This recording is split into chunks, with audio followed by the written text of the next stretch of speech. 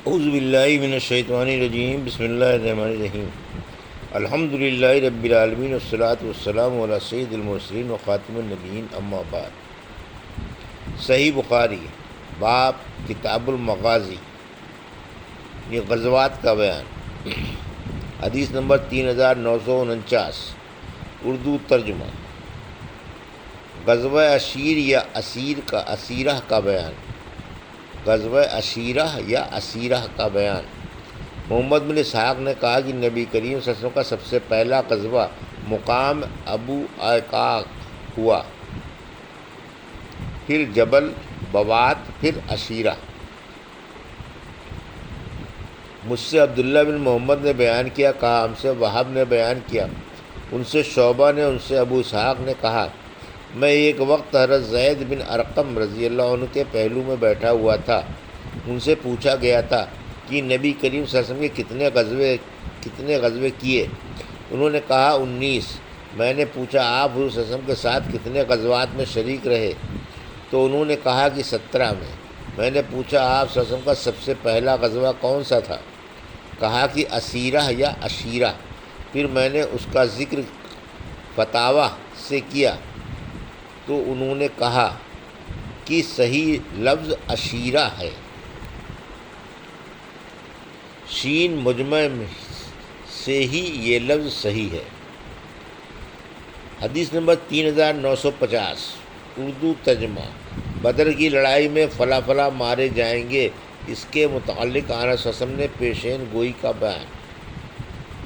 مجھ سے احمد بن عثمان نے بیان کیا، ہم سے شریف بن مسلمہ نے بیان کیا، ہم سے ابراہیم بن یوسف نے بیان کیا، ان سے ان کے والد نے، ان سے ابو اسحاق نے بیان کیا کہ مجھ سے عمرو بن میمون نے بیان کیا، انہوں نے عبداللہ بن مسعود رضی اللہ عنہ سے سنا، وہ حضرت سعد بن معاذ رضی اللہ عنہ سے بیان کرتے تھے، انہوں نے کہا کہ وہ امیہ بن خلف کے جاہلیت کے زمانے سے دوست تھے، اور جب بھی امیہ مدینے سے گزرتا تو ان کے یہاں قیام کرتا تھا۔ اسی طرح حضرت سعد رضی اللہ عنہ جب مکے سے گزرتے تو امیہ کے یہاں قیام کرتے۔ جب نبی کریم صلی اللہ علیہ وسلم مدینہ ہجرت کر کے تشریف لائے تو ایک مرتبہ حضرت سعد مکہ عمرے کے ارادے سے گئے اور امیہ کے پاس قیام کیا۔ انہوں نے امیہ سے کہا کہ میرے لیے کوئی تنہائی کا وقت بتاؤ کہ میں بیت اللہ کا طواف کروں۔ چنانچہ امیہ انہیں دوپہر کے وقت ساتھ لے کر نکلا۔ ان سے ابو جہل کی ملاقات ہو گئی۔ اس نے پوچھا ابو صفوان یہ تمہارے ساتھ کون ہے؟ امیہ نے بتایا کہ یہ سعد بن معاذ رضی اللہ عنہ ہے۔ ابو جہل نے کہا میں تمہیں مکے میں امن کے ساتھ طواف کرتا ہوا نہ دیکھوں؟ تم لوگوں نے بے دینوں کو پناہ دے رکھی ہے اور اس خیال میں ہو کہ تم لوگ ان کی مدد کرو گے۔ خدا کی قسم اگر اس وقت تم ابو صفوان امیہ کے ساتھ نہ ہوتے تو اپنے گھر سلامتی سے نہیں جا سکتے تھے۔ اس پر سعد رضی اللہ عنہ نے کہا، اس وقت ان کی آواز بلند ہو گئی تھی کہ اللہ کی قسم اگر آج تم نے مجھے طواف سے روکا تو میں بھی مدینے کی طرف سے تمہارا راستہ بند کر دوں گا اور یہ تمہارے لیے بہت سی مشکلات کا باعث بن جائے گا۔ امیہ کہنے لگا سعد ابو الحکم ابو جہل کے سامنے بلند آواز سے نہ بولو، یہ وادی کا سردار ہے۔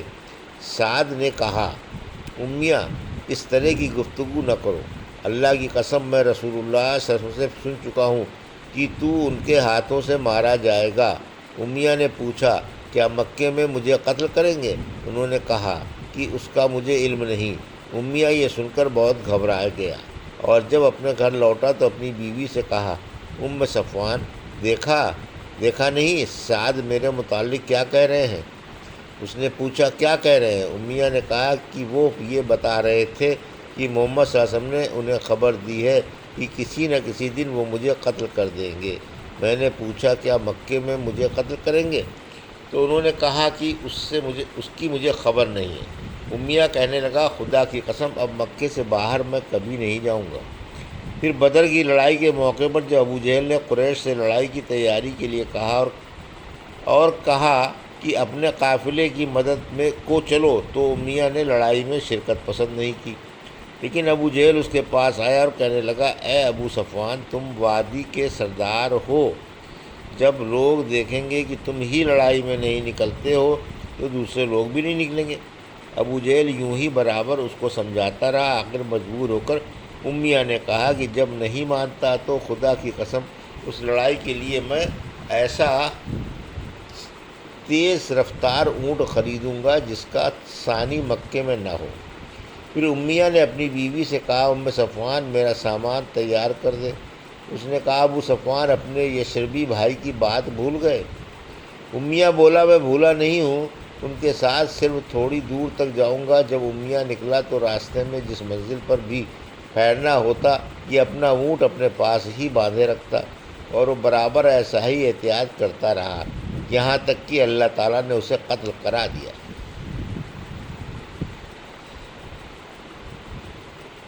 حدیث نمبر 3951، غزوہ بدر کا بیان اور اللہ تعالیٰ کا فرمانا، اور یقیناً اللہ تعالیٰ نے تمہاری مدد کی بدر میں جس وقت کی تم کمزور تھے، تو تم اللہ سے ڈرتے رہو تاکہ تم شکر گزار بن جاؤ۔ اے نبی، وہ وقت یاد کیجئے جب آپ ایمان والوں سے کہہ رہے تھے، کیا یہ تمہارے لیے کافی نہیں کہ تمہارا پروردگار تمہاری مدد کے لیے 3000 فرشتے اتار دے؟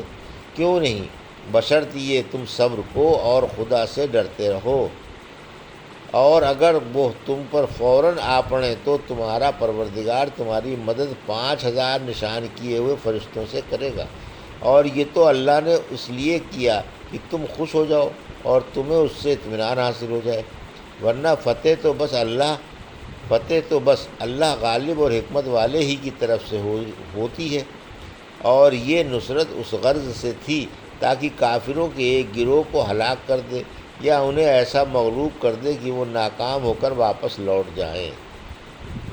وحشی نے کہا، حضرت حمزہ نے تیمہ بن عدی بن خیار کو بدر کی لڑائی میں قتل کیا تھا، اور اللہ تعالیٰ کا فرمان سورہ انفال میں، اور وہ وقت یاد کرو کہ جب اللہ تعالیٰ نے تم سے وعدہ کیا 2 جماعتوں میں سے ایک کے لیے وہ تمہارے ہاتھ آ جائے گی آخر تک۔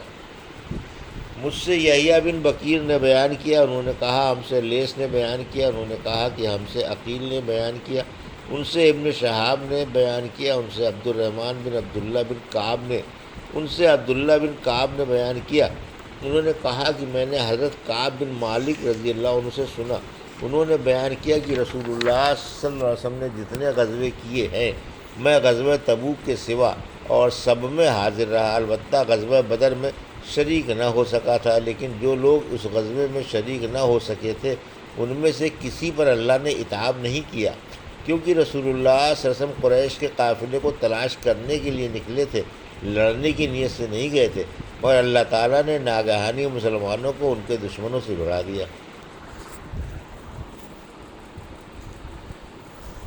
یہ تھی صحیح بخاری باب کتاب المغازی کی حدیث نمبر 3949 سے 3951 کا اردو ترجمہ جو ابھی آپ نے سماعت فرمایا۔